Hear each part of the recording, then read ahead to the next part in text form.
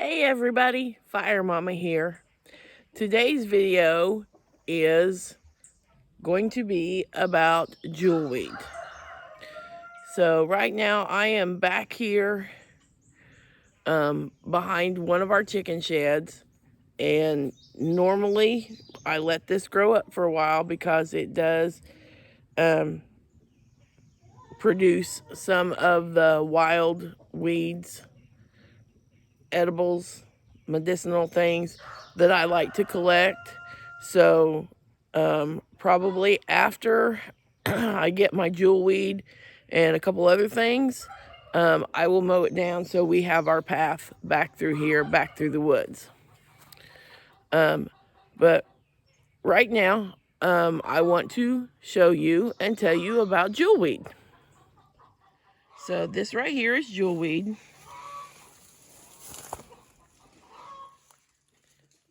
And that's kind of what it looks like underneath. And then as it gets bigger, I'm going to see if I can find one that has an orange flower. It'll get a single orange flower. Oh, there's one. Oh, it's kind of mixed in with the cleavers. Anyway, it'll get that one single flower on it, and it can be used too. The leaves, the stem, the little flower can all be used.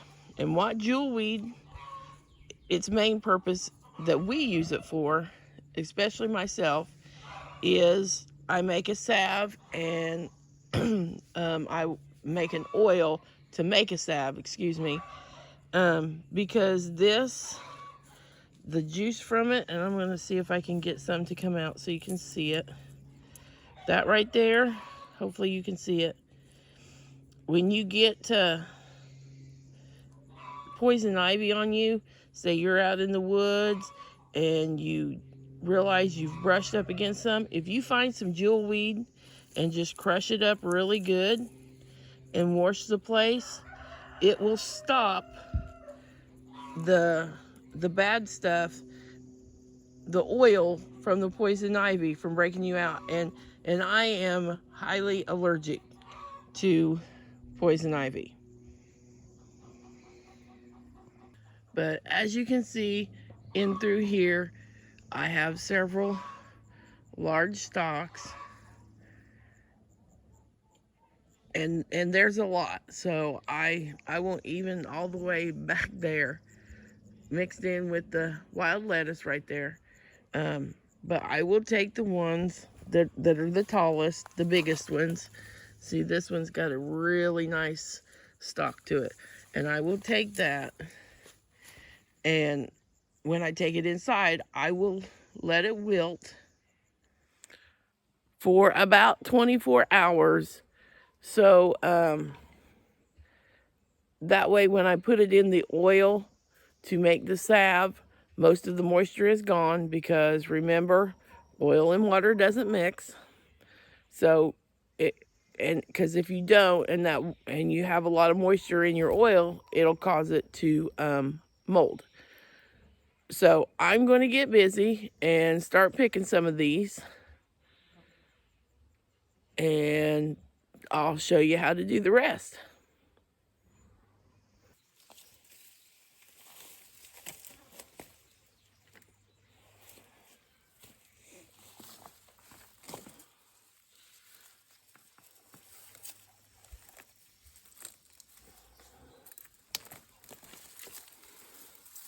So as you can see, it's not really in the ground too terribly, so it's not hard to dig.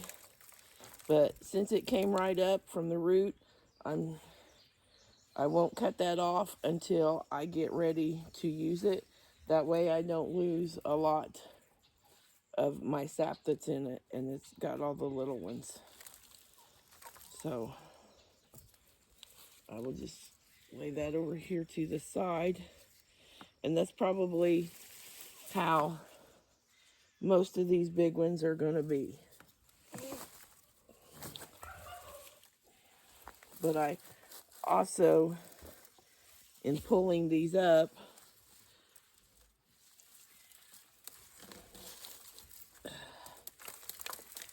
and clearing my path back again to get back here.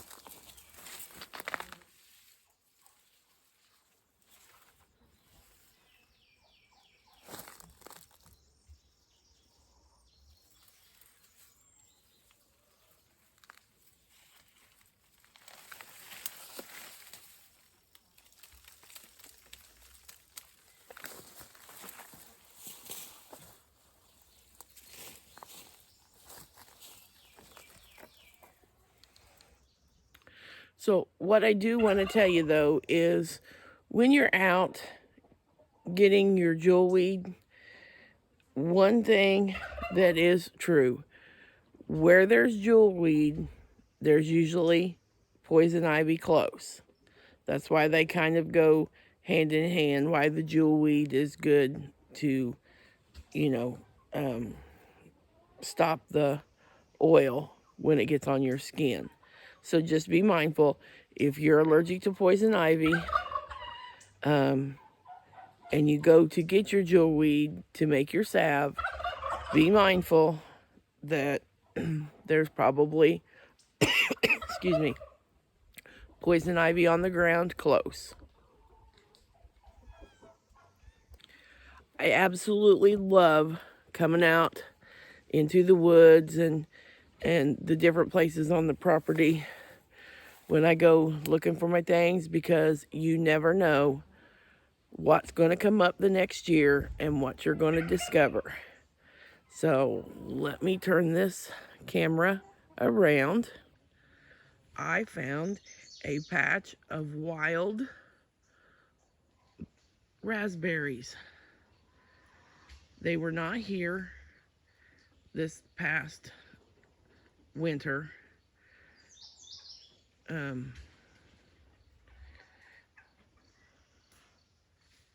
They're all the way through back there, which there is an easier way to get back there. I just came in the hard way because where my stuff was. Oh, and I see some more. I don't know if I can get the camera high enough. Anyway, there's another big bunch of them right in through there. I guess that means I need to go walk our lane to see if the other ones that we have up along there are starting to turn. There's food everywhere. And raspberries are great for you too. They have a lot of antioxidants, and they're delicious. So what I've done is, on my porch here, I have a table, and I have just laid out my jewelweed so it can lay in the sun and start to wilt and get a lot of the moisture out of it. You just want to kind of spread them out, and then while it's doing that, I'm going to go pick those raspberries that I discovered.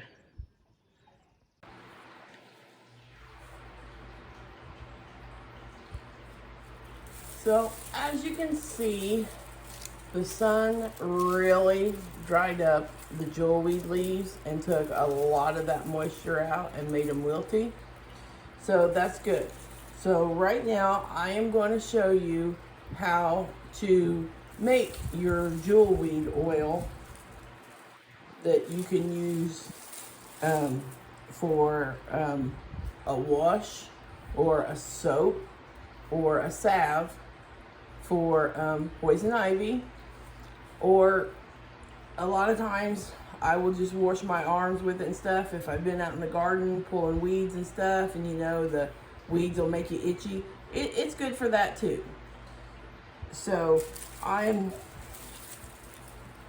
just gonna, and let me first start by saying I am just going to make a small jar this time just to show you how to do it, because I already made a big jar from last year's, and that's what I'll use to make more soap and more salve.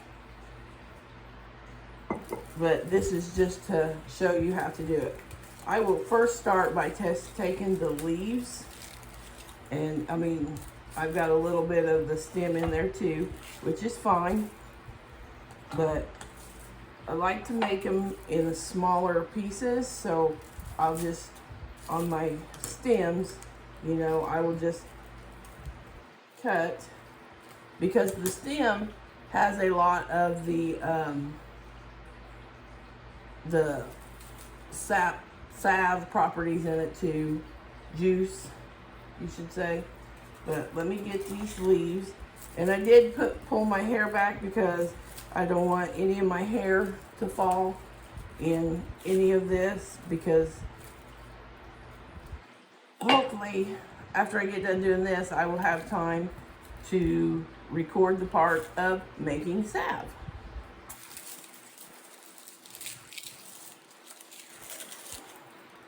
But you just want to stuff them in there real good. And if I have too many leaves, I will stop, which it looks like I'm going to, because I did get quite a lot of the Jewelweed. So I'll start putting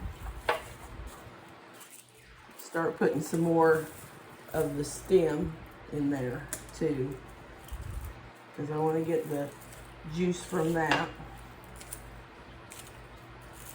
And you just want to pack it down in there good. Now you can do this in a bigger jar, you can do it in a pint jar or a quart jar. I recommend don't make any more than what you can use, because even though it will stay good for about a year on the shelf, you don't want to waste it. So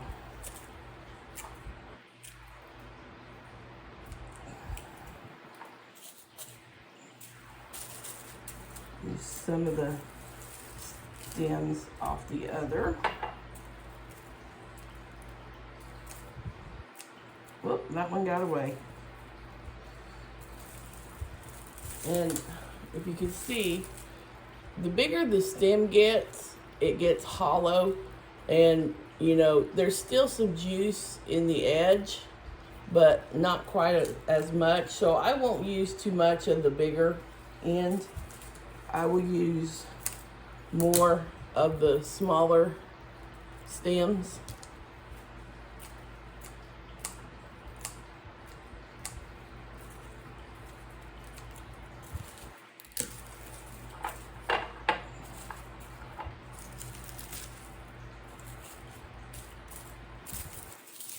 Okay, I think that's all I'm gonna pack in that jar right now.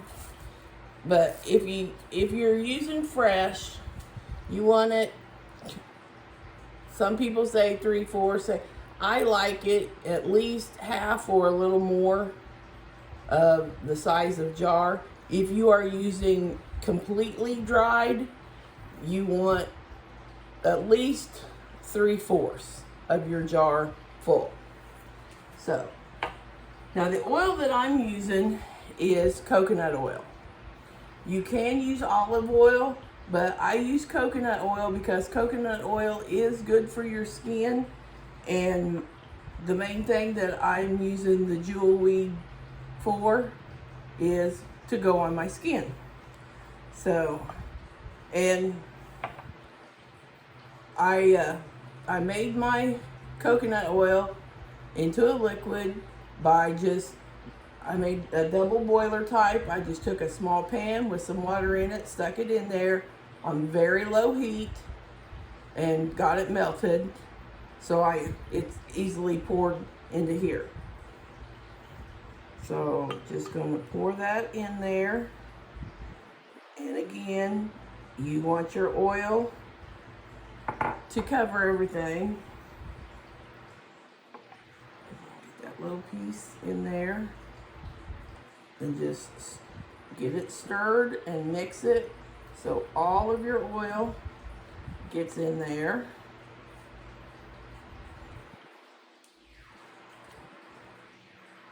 And that way the oil will get into all the grooves and all the air spaces. Okay. And then, as you can see, I have some that's not completely covered. So I'm going to go ahead and I'm going to add more oil to that, because you want that covered, because you don't want anything to start molding on top.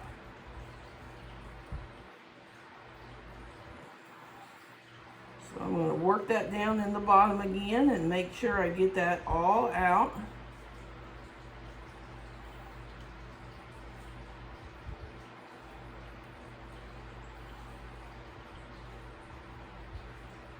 All right. So I have measured just a little bit too much of my olive oil to be melted, but that's okay, because I will use it later on to saute some vegetables or something. So forgot to put my towel over here. And that's it. So then you put your cap on it, label and date it, and you want to put it somewhere where it's dark and cool, but where you will remember to give it a shake every day. I will normally, when I'm making my oils, I will keep them up here on the cabinet, kind of towards the back where it's dark and away from the stove where it's cooler, but I walk past it every day and give it a shake, because I want to make sure after those have soaked up the oil, if I need to add a little bit more to top it off at the top. And then you're going to let that sit for about 4 to 6 weeks. Now, one of the jars that I did last year, it kind of got forgot about, because we were in the process of moving and such, and it ended up, being in there for about 2 months, which is fine. It was just extra strong. So that is how you make your jewelweed oil. Remember, don't forget to label and date it.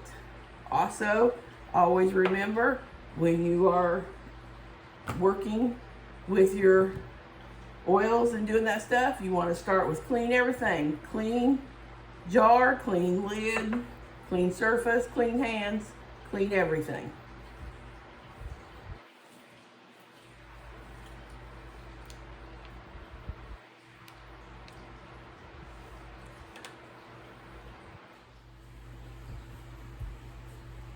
Alrighty, we are at the salve making portion of our jewelweed.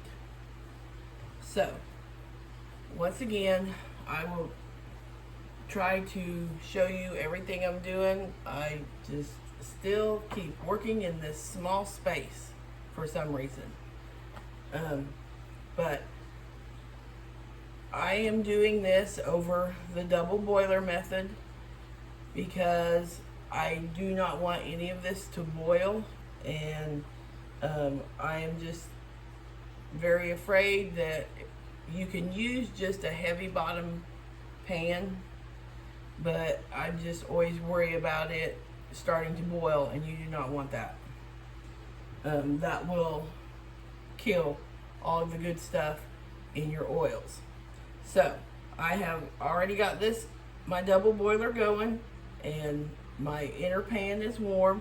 So I am just going to make a small batch just to show you how to do it.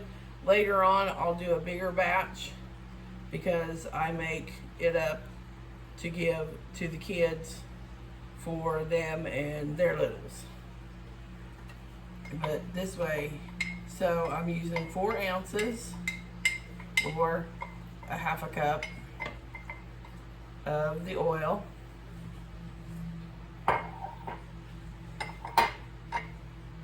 And then I'm putting in vitamin E oil. Again, it acts as a preservative, but it's also good for your skin as well. And that, roughly a teaspoon. I'm not one to measure, so I apologize for that, but it's about a teaspoon. And that may be a heavy teaspoon. And you're just going to give that a stir around. Once I get everything in the pot, I'll bring the camera over so you can see it. Okay. And then you want just a tablespoon of beeswax. I use the white beeswax pellets and make sure it's all natural beeswax. But as you can see, they're tiny and they're just really easy to work with, and they melt fast. But you can use whatever you can get a hold of, whether it be a block or what you just want to. You will have to shred it, or chunks, but you'll have to just stir longer. So, and the amount of beeswax you put in it is going to be how thick you want your salve to be. So I usually just start out with a tablespoon.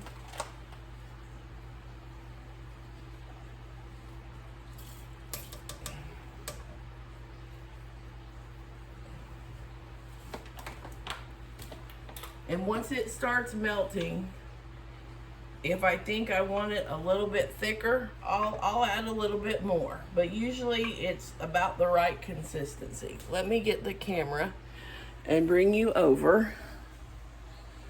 Let's see if I can. There it is. And then you just want to stir that. You just want to stir that until your beeswax melts. You do not want it to boil.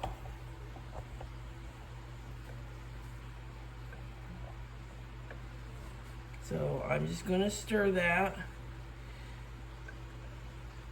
Now, I think for this small amount, I think I'm going to put a little bit more beeswax in it.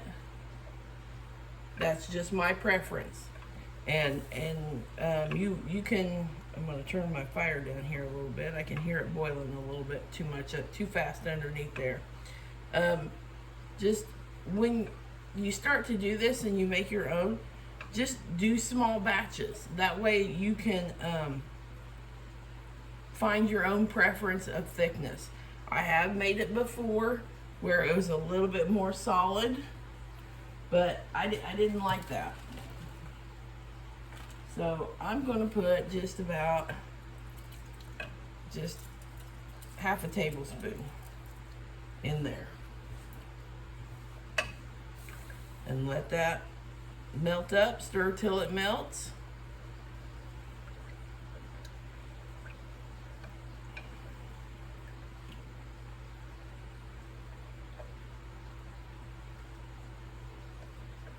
And like I said, with those, when you use the pellets, or even, and because I have gotten a block of beeswax before and just used the cheese grater to grate it, it just melts up so much faster than sitting there trying to stir chunks. Okay. I'm going to go ahead and turn my fire off. Hopefully you can see this. I've got everything melted in there. All right, I'm going to set this back. Actually, I'm just going to set you right here. I think, nope, I can't.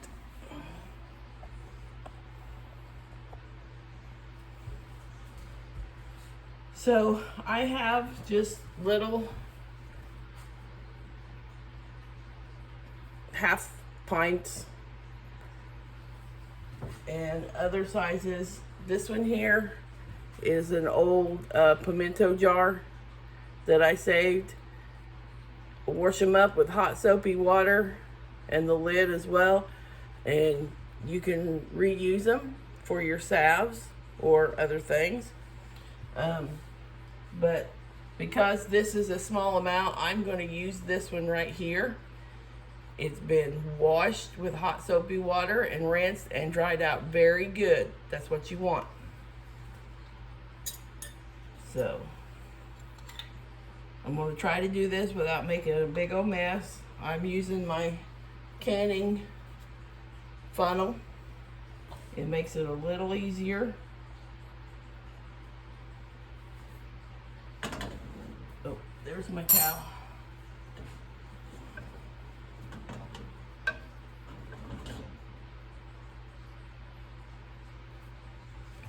And then I'm just going to pour that into my jar.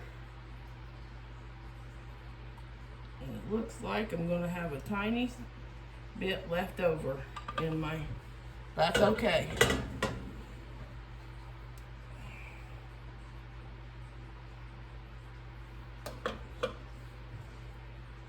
Okay, I got that a bit full.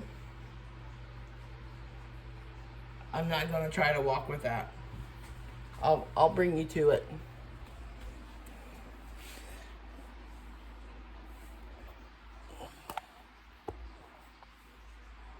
So there it is in the jar. Now I know it still looks liquidy, but once this cools and sets up, you'll have a salve. And then I will put the lid on it, and I will label what it is and the date I made it. And like I say, you can use it for, what I use it for is poison ivy, or you can, like after working in the garden pulling weeds and such, you can use it for that. Wash up your arms and then put it on your arms. But if you know you're going to go to the woods and you're probably going to find poison ivy and such, I would go ahead and take some and put it on your arms and your legs and your face. With me, I just pour it over my head and down to my feet. But that way it creates a barrier. So if you would brush up against the oils from the poison ivy, then you've got a head start on not breaking out like I do. So I am going to stop with the just the salve part. I will do a whole other different video of Jewelweed soap, because that's a little bit longer of a process. So I don't want to get you too bored. But anyway, so if you enjoyed the video and liked it, if you would, please give a thumbs up, share the video, tell your friends about it, tell your family. If you have any questions about making the salve or missed a step or anything at all, please comment below.